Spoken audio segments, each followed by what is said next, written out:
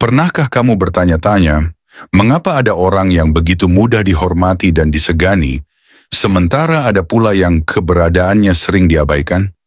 Rasa segan bukanlah sesuatu yang bisa dipaksakan, apalagi diminta.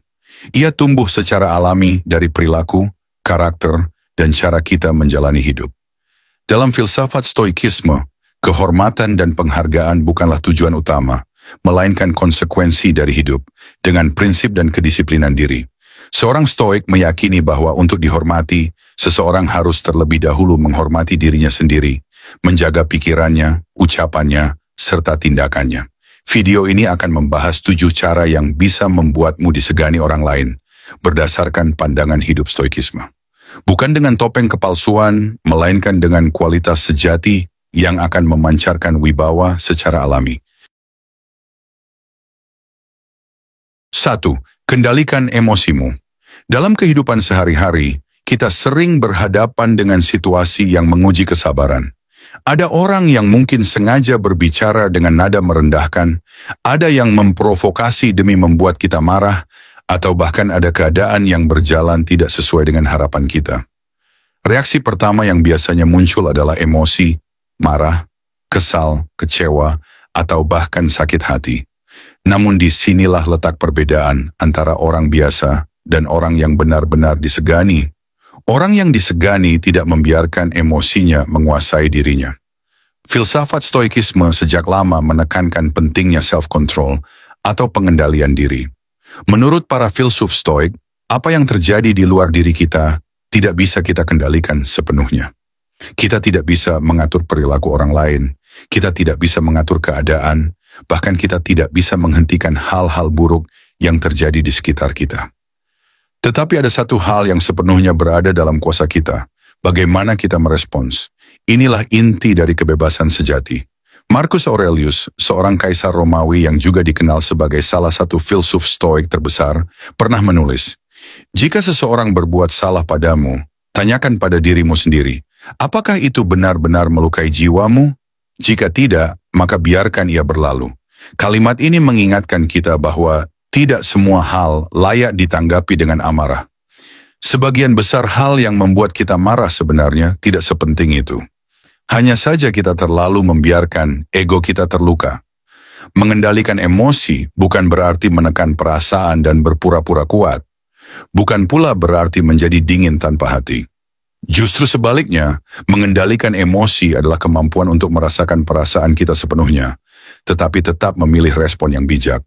Orang yang marah membabi buta sebenarnya bukanlah orang kuat, melainkan orang yang diperbudak oleh emosinya.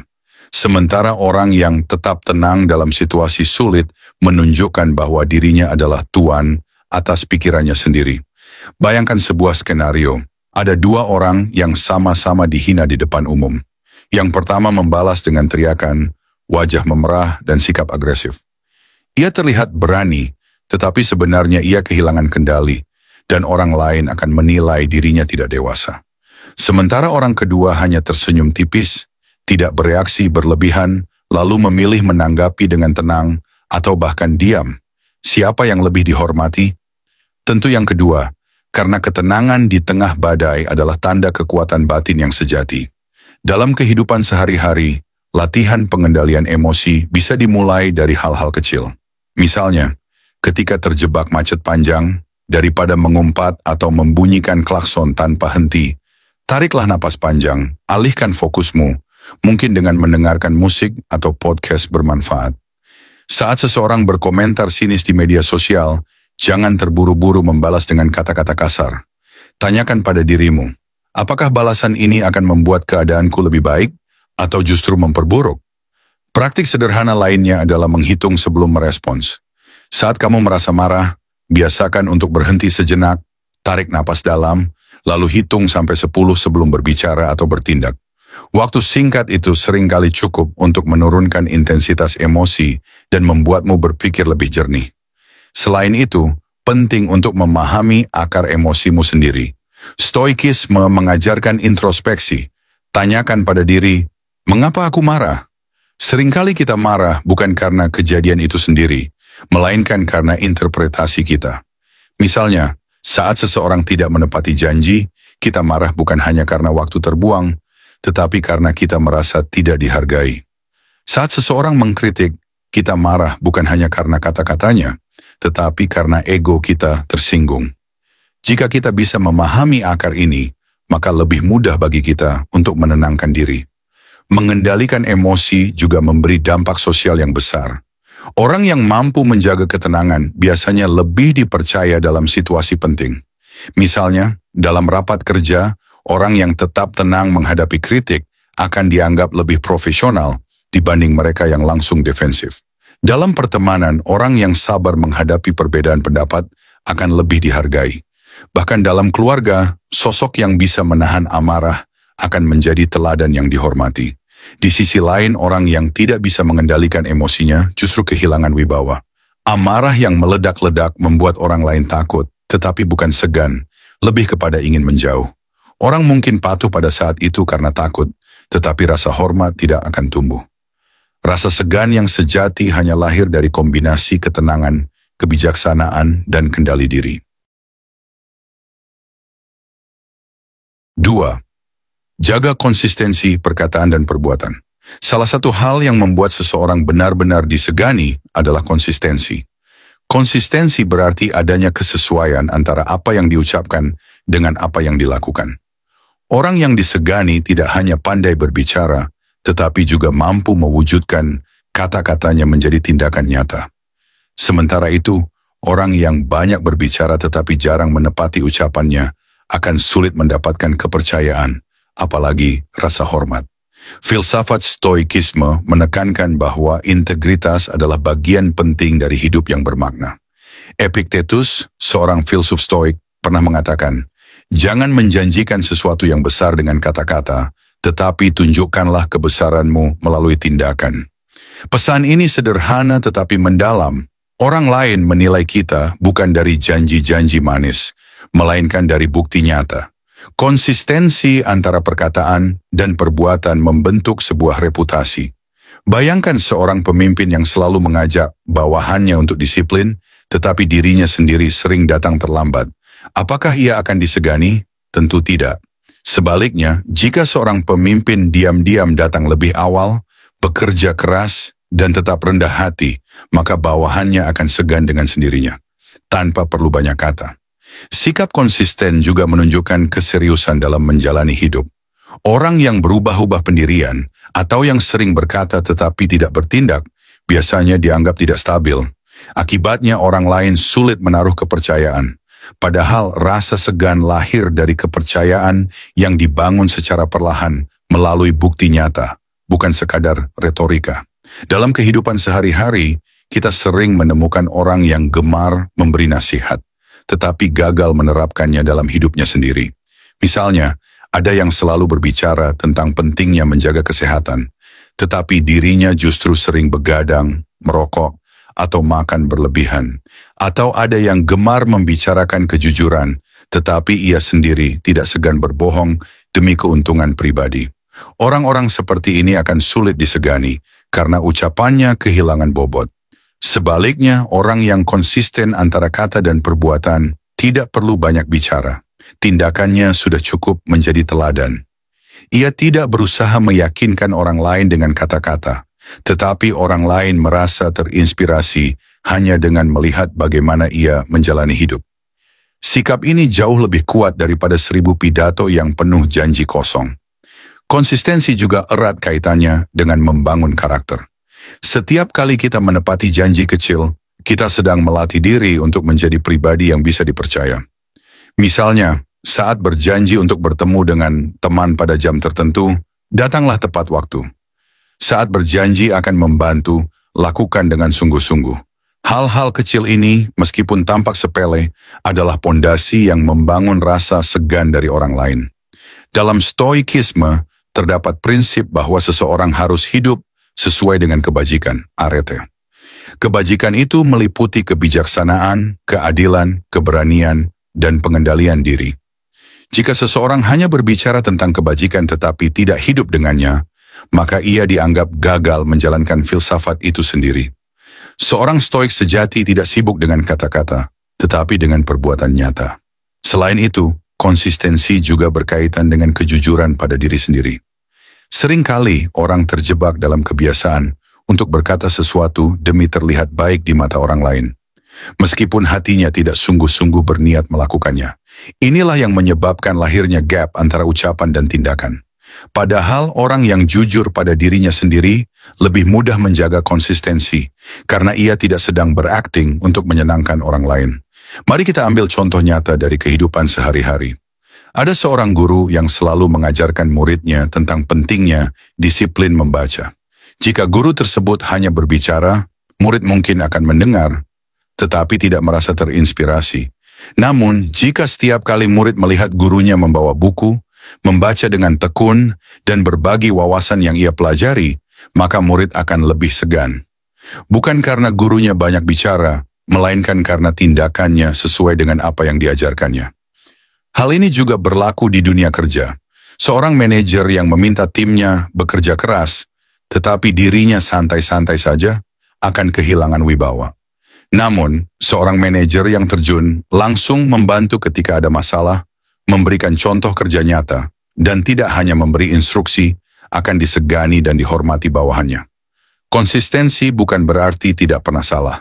Semua manusia bisa saja khilaf, lupa, atau gagal memenuhi janji. Namun, yang membedakan adalah bagaimana ia menanggapi kegagalan itu. Orang yang konsisten berani mengakui kesalahannya dan memperbaikinya, bukan mencari alasan atau menyalahkan orang lain. Sikap seperti inilah yang membuat orang lain segan karena ia menunjukkan keberanian untuk bertanggung jawab. 3. Bersikap adil dan bijaksana. Adil dan bijaksana adalah dua sifat yang sering dianggap sebagai inti dari kepemimpinan, kepribadian yang matang, sekaligus pondasi untuk mendapatkan rasa segan dari orang lain. Orang yang mampu bersikap adil tidak hanya dihormati, tetapi juga dipercaya. Sementara itu, orang yang bijaksana dalam mengambil keputusan akan dipandang sebagai pribadi yang dewasa, sehingga orang lain segan kepadanya bukan karena takut, tetapi karena rasa hormat yang tulus. Dalam filsafat stoikisme, keadilan, justice, termasuk salah satu dari 4 kebajikan utama, bersama dengan kebijaksanaan, wisdom, keberanian, courage, dan pengendalian diri, temperance.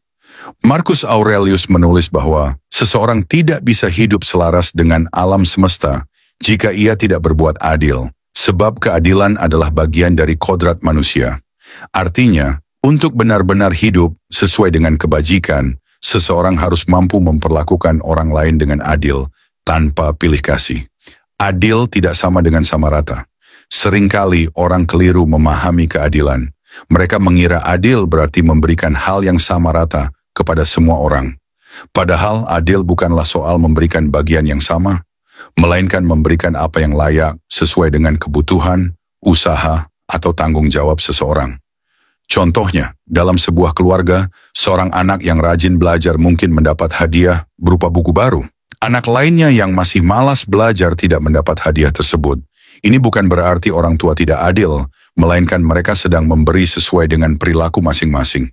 Adil berarti menempatkan sesuatu pada tempatnya. Stoikisme mengajarkan bahwa kita tidak boleh membeda-bedakan perlakuan hanya karena status, jabatan, atau kedekatan.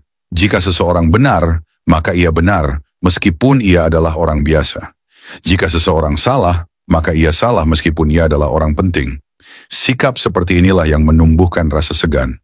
Orang akan menaruh hormat pada seseorang yang tidak mudah dipengaruhi oleh kepentingan pribadi atau tekanan dari luar. Bijaksana dalam mengambil keputusan. Selain adil, sifat lain yang tak kalah penting adalah kebijaksanaan. Bijaksana berarti mampu melihat sesuatu dengan jernih, mempertimbangkan dengan matang, dan tidak terburu-buru dalam membuat keputusan. Bayangkan seorang pemimpin yang menghadapi konflik antara dua pihak. Jika ia langsung memihak salah satu pihak hanya karena kedekatan pribadi, maka wibawanya akan runtuh.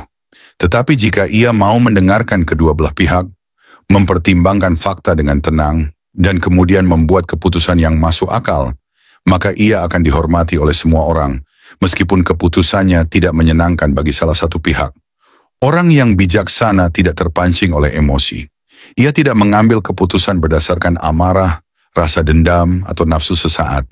Ia menunda reaksinya, memberi ruang untuk berpikir, dan memastikan bahwa setiap keputusan yang ia ambil mencerminkan keadilan, serta kebaikan yang lebih besar. Keadilan dan kebijaksanaan dalam kehidupan sehari-hari. Kita tidak harus menjadi hakim atau pemimpin besar untuk bisa menerapkan prinsip keadilan dan kebijaksanaan. Bahkan dalam kehidupan sehari-hari, hal ini bisa terlihat dari cara kita memperlakukan orang lain. Misalnya, dalam lingkungan kerja, seorang atasan yang membagi tugas dengan adil berdasarkan kemampuan dan kapasitas masing-masing bawahan akan lebih dihormati daripada atasan yang hanya membebankan pekerjaan berat kepada satu orang tertentu. Atau dalam lingkup pertemanan, seseorang yang mampu bersikap netral ketika dua temannya berselisih akan jauh lebih dihormati dibandingkan orang yang langsung ikut memihak tanpa mengetahui duduk perkara sebenarnya. Di media sosial pun, keadilan dan kebijaksanaan bisa terlihat. Misalnya, tidak terburu-buru menghakimi seseorang hanya karena potongan video singkat tanpa melihat konteks lengkapnya.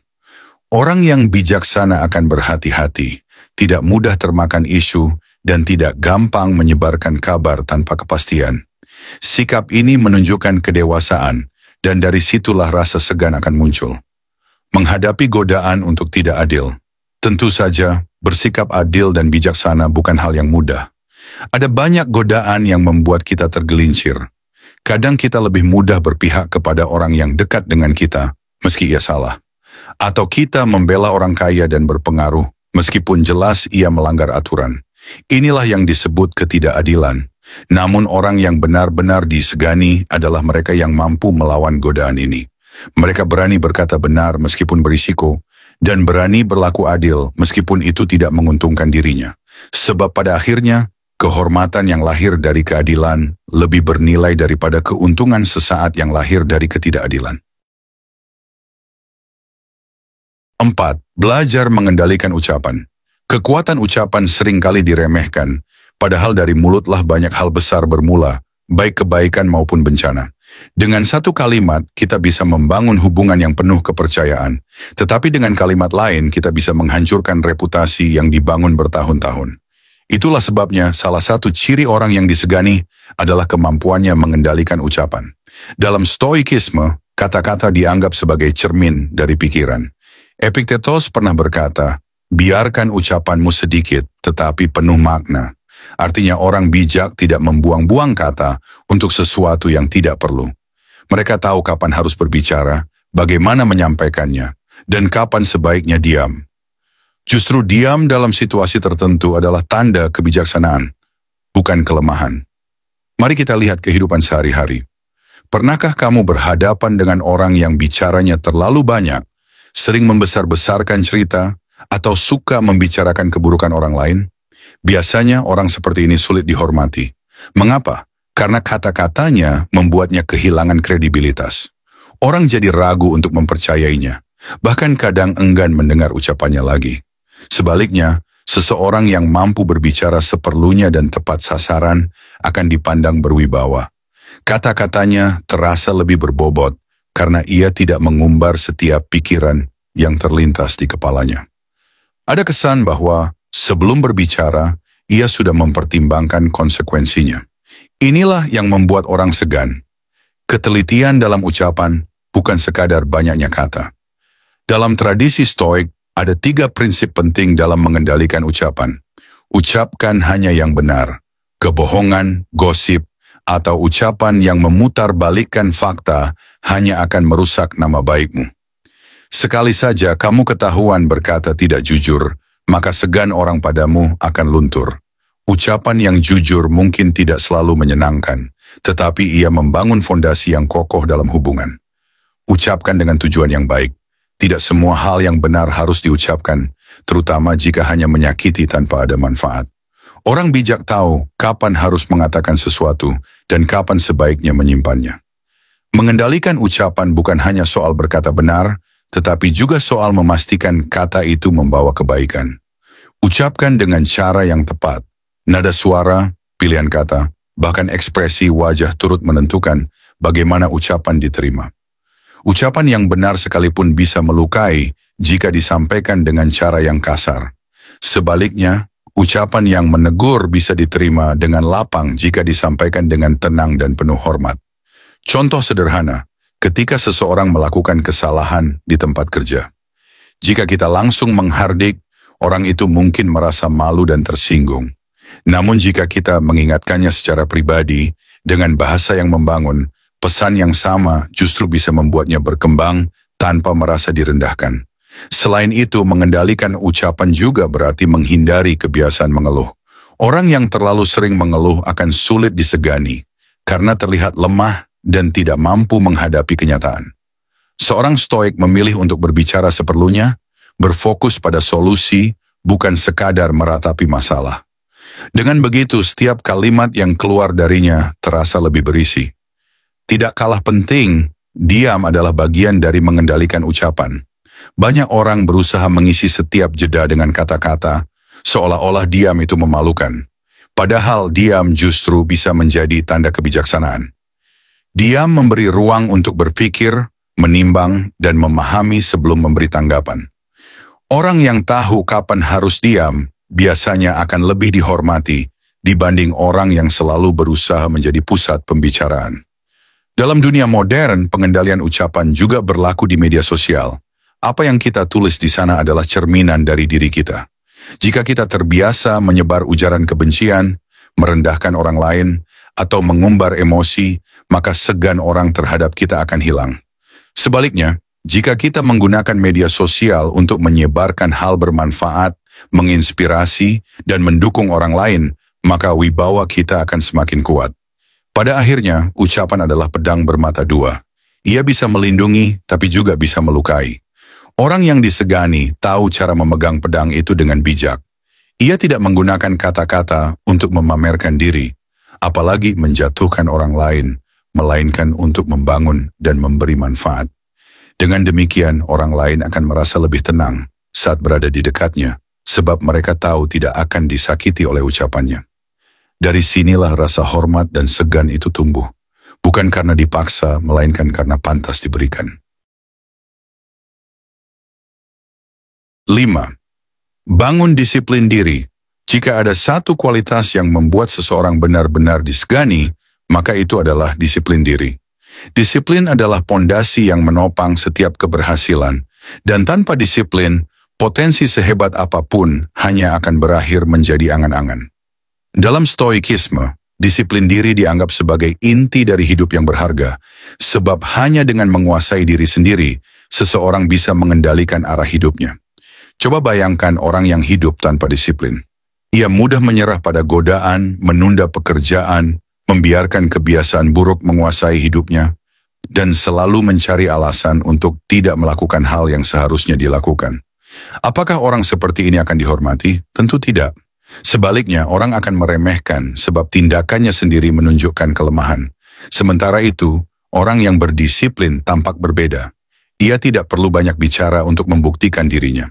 Konsistensinya dalam bekerja, kemampuannya menepati janji, serta keteguhannya dalam memegang prinsip sudah cukup untuk membuat orang segan.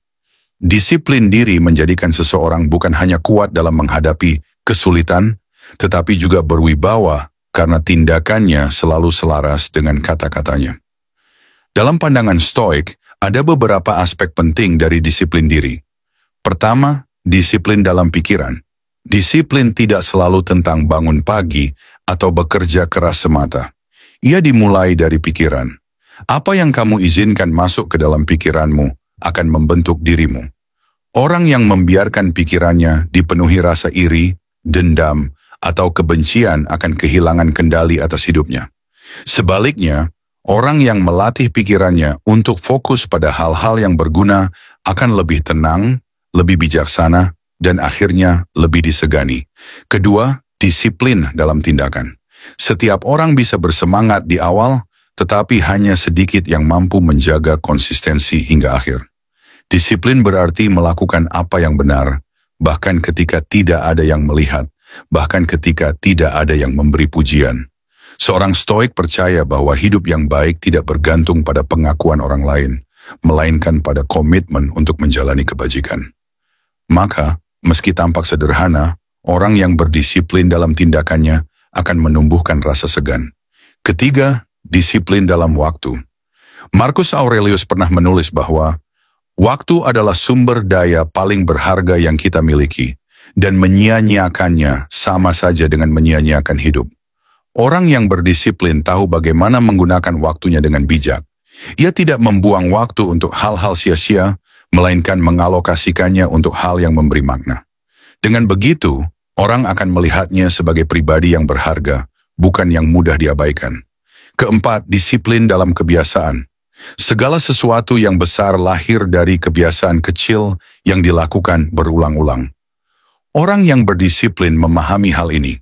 Ia membangun rutinitas yang sehat, entah itu dalam menjaga kesehatan, belajar, bekerja, atau beristirahat. Ia tahu bahwa kualitas hidup bukanlah hasil dari tindakan sekali-sekali, melainkan akumulasi dari kebiasaan sehari-hari. Dalam kehidupan nyata, disiplin diri seringkali terlihat sederhana. Bangun tepat waktu, menepati janji, menyelesaikan tugas tanpa ditunda, menjaga tubuh tetap sehat, atau bahkan sekadar mampu menahan diri dari berkata hal yang tidak perlu. Namun justru hal-hal sederhana inilah yang membedakan antara orang yang dihormati dan orang yang diremehkan. Lebih jauh, disiplin diri juga berarti mampu menolak godaan jangka pendek demi tujuan jangka panjang. Misalnya, menahan diri untuk tidak menghamburkan uang demi bisa menabung dan berinvestasi. Atau menahan diri dari kesenangan sesaat seperti begadang tanpa alasan demi menjaga kesehatan tubuh dan pikiran. Orang yang mampu melakukan ini akan dipandang lebih dewasa dan memiliki kendali atas hidupnya. Kita semua tahu, disiplin bukanlah sesuatu yang mudah. Ada hari-hari ketika kita merasa lelah, malas, atau tidak bersemangat. Namun, justru disitulah letak ujian sejati. Orang yang hanya disiplin ketika moodnya baik, belum benar-benar berdisiplin. Yang benar-benar berdisiplin adalah mereka yang tetap melakukan kewajiban, meski sedang tidak ingin. Dalam stoikisme, hidup disiplin adalah wujud penghormatan pada diri sendiri. Ketika kamu menghargai waktumu, menghargai tubuhmu, dan menghargai prinsip hidupmu, maka orang lain pun akan menghargaimu. Disiplin tidak hanya membentuk keberhasilan pribadi, tetapi juga memancarkan wibawa yang membuat orang lain segan. Pada akhirnya, orang yang disegani bukanlah mereka yang sibuk memerintah atau menunjukkan kekuasaan, melainkan mereka yang mampu memimpin dirinya sendiri terlebih dahulu. Dan kepemimpinan itu lahir dari satu hal, disiplin diri. 6. Hargai orang lain dengan tulus. Menghargai orang lain adalah salah satu pondasi penting dalam membangun hubungan sosial yang sehat. Namun stoikisme mengajarkan bahwa penghargaan sejati bukanlah sesuatu yang dilakukan demi pencitraan atau untuk mendapatkan keuntungan tertentu, melainkan harus lahir dari ketulusan hati. Banyak orang terlihat menghormati orang lain, tetapi di balik sikap itu ada pamrih yang tersembunyi. Ingin dipuji, ingin dihormati balik, atau bahkan berharap mendapatkan imbalan tertentu. Padahal penghargaan semacam itu tidak akan pernah benar-benar murni. Bagi seorang stoik, menghargai orang lain adalah wujud dari pengakuan terhadap nilai kemanusiaan. Marcus Aurelius pernah menulis dalam Meditations bahwa kita semua adalah bagian dari satu tubuh yang sama. Setiap manusia, betapapun berbeda karakternya, tetap memiliki martabat dan nilainya sendiri. Maka, menghargai orang lain sama halnya dengan menghargai kehidupan itu sendiri. Menghargai orang lain dengan tulus berarti mampu melihat orang lain sebagai pribadi yang layak diperlakukan dengan adil, meskipun mungkin mereka tidak selalu setuju dengan kita, atau bahkan berbeda pandangan secara ekstrim. Orang yang disegani bukanlah mereka yang selalu menang dalam perdebatan atau yang memaksa orang lain mengikuti kehendaknya, melainkan mereka yang mampu menempatkan diri dengan hormat tanpa harus menjatuhkan pihak lain. Salah satu bentuk sederhana dari menghargai orang lain adalah dengan mendengarkan. Banyak orang berbicara, tetapi sedikit yang benar-benar mau mendengar. Ketika kita mendengarkan dengan sungguh-sungguh, tanpa terburu-buru memotong atau menilai, orang lain akan merasakan penghargaan yang tulus dari kita. Dan penghargaan semacam ini tidak bisa dipalsukan, karena ketulusan akan selalu tampak dari bahasa tubuh, intonasi, dan sikap kita. Menghargai juga berarti menghindari sikap meremehkan. Stoikisme menekankan pentingnya kesadaran bahwa kita tidak pernah benar-benar tahu keseluruhan kisah hidup seseorang. Seseorang yang tampak lemah atau sederhana bisa saja menyimpan kebijaksanaan yang dalam. Seseorang yang terlihat gagal mungkin justru sedang dalam perjalanan panjang menuju kesuksesan. Maka meremehkan orang lain hanya akan menunjukkan kebodohan diri sendiri. Ketulusan dalam menghargai orang lain juga mencakup sikap untuk tidak pilih kasih. Mudah sekali menghormati mereka yang lebih tinggi derajatnya, lebih kaya, atau lebih berkuasa. Tetapi bagaimana sikap kita kepada mereka yang miskin, lemah, atau tidak memiliki apa-apa? Disinilah ketulusan diuji.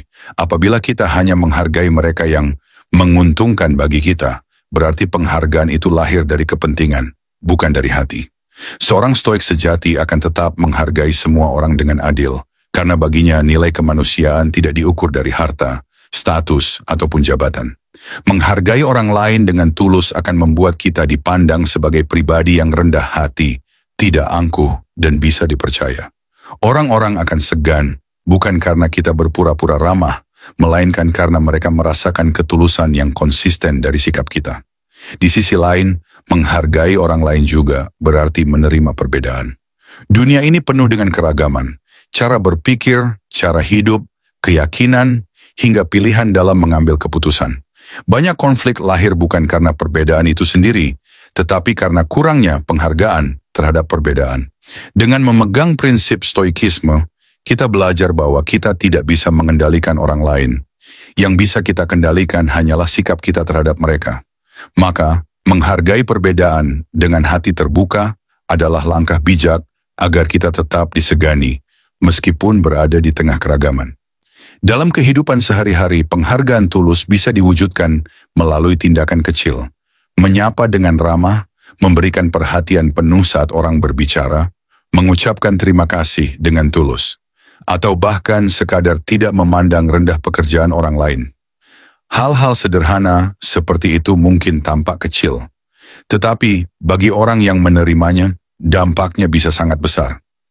Orang-orang yang benar-benar disegani adalah mereka yang mampu membuat orang lain merasa berarti. Dan itu hanya bisa terjadi jika kita menghargai orang lain tanpa berpura-pura. Sebab manusia pada dasarnya peka terhadap ketulusan. Mereka tahu ketika sebuah penghormatan diberikan dari hati atau hanya sekadar basa-basi. Dengan kata lain, menghargai orang lain dengan tulus bukan hanya membuat kita terlihat baik di mata orang lain, tetapi juga memperkuat karakter kita sendiri. Itu membentuk kita menjadi pribadi yang berakar pada nilai kemanusiaan, bukan pada kepentingan pribadi. Dan inilah yang akan membuat kita benar-benar disegani, karena rasa hormat sejati tidak bisa dibeli, dipaksa, atau dipalsukan. Ia hanya bisa lahir dari ketulusan hati. 7. Fokus pada nilai, bukan pengakuan. Salah satu kesalahan terbesar manusia dalam mencari penghormatan adalah menjadikan pengakuan orang lain sebagai tujuan utama hidupnya. Banyak orang bekerja keras, berbicara lantang, atau bahkan melakukan hal-hal yang tidak sesuai hati nuraninya hanya untuk mendapatkan tepuk tangan. Tetapi, stoikisme mengajarkan sebuah pandangan berbeda. Jangan kejar pengakuan, kejarlah nilai. Sebab, pengakuan bisa datang dan pergi, tetapi nilai akan selalu melekat dalam dirimu. Marcus Aurelius pernah menulis, "Jika engkau mencari pujian dari orang banyak, ingatlah bahwa suara orang banyak tidak stabil, dangkal, dan seringkali tidak berdasarkan kebenaran. Dengan kata lain, pengakuan bukanlah fondasi yang kokoh. Hari ini orang bisa memujimu, besok mereka bisa menjatuhkanmu. Jika hidupmu bergantung pada validasi mereka, maka kamu akan hidup dalam kecemasan yang tiada akhir." Orang yang benar-benar disegani bukanlah mereka yang sibuk mencari pengakuan, melainkan mereka yang hidup berdasarkan nilai yang diyakininya. Nilai ini bisa berupa kejujuran, integritas, keberanian, atau kebaikan hati. Mereka berpegang teguh pada prinsip, sekalipun tidak ada orang yang melihat, sekalipun tidak ada tepuk tangan yang diberikan. Justru karena keteguhan inilah, rasa hormat lahir dengan sendirinya. Mari kita lihat contohnya dalam kehidupan sehari-hari. Bayangkan ada dua orang yang sama-sama bekerja keras. Yang pertama selalu memamerkan hasil kerjanya, sibuk mencari perhatian, dan menuntut pujian. Yang kedua bekerja dengan tekun tanpa banyak bicara, tidak menuntut sorotan, tetapi hasilnya berbicara sendiri. Siapa yang akan lebih dihormati? Tentu yang kedua. Mengapa? Karena orang bisa merasakan ketulusan dan konsistensinya. Fokus pada nilai juga berarti berani mengambil jalan yang mungkin tidak populer, selama itu benar. Misalnya ketika berada di lingkungan kerja yang penuh intrik, orang yang berpegang pada integritas seringkali dianggap berbeda. Ia mungkin tidak langsung dipuji, bahkan bisa saja dikritik. Tetapi dalam jangka panjang, orang-orang akan segan kepadanya. Karena ia tidak menjual prinsip hanya demi pengakuan sesaat. Lebih jauh lagi, orang yang fokus pada nilai akan lebih tenang dalam menjalani hidup. Ia tidak perlu cemas apakah orang lain menyukainya atau tidak, apakah ia dipuji atau dicemooh. Ia tahu, selama ia menjalani hidup sesuai nilai yang diyakini, ia sudah berada di jalur yang benar. Ketenangan batin ini memancarkan wibawa yang sulit dijelaskan dengan kata-kata. Ada 3 langkah praktis dalam melatih diri agar lebih fokus pada nilai daripada pengakuan. Tetapkan prinsip hidupmu. Apa yang benar-benar penting bagimu? Apakah kejujuran, tanggung jawab, rasa hormat? Tentukan nilai-nilai itu dan jadikan sebagai kompas hidup. Ukur dirimu dengan standar pribadimu, bukan tepuk tangan orang lain. Jika kamu hidup untuk menyenangkan semua orang, kamu akan kehilangan dirimu sendiri. Ukurlah keberhasilan dengan seberapa jauh kamu setia pada nilai, bukan seberapa banyak orang bertepuk tangan. Ingat sifat fana dari pengakuan. Popularitas datang dan pergi. Orang yang hari ini mengangkatmu bisa saja besok menjatuhkanmu.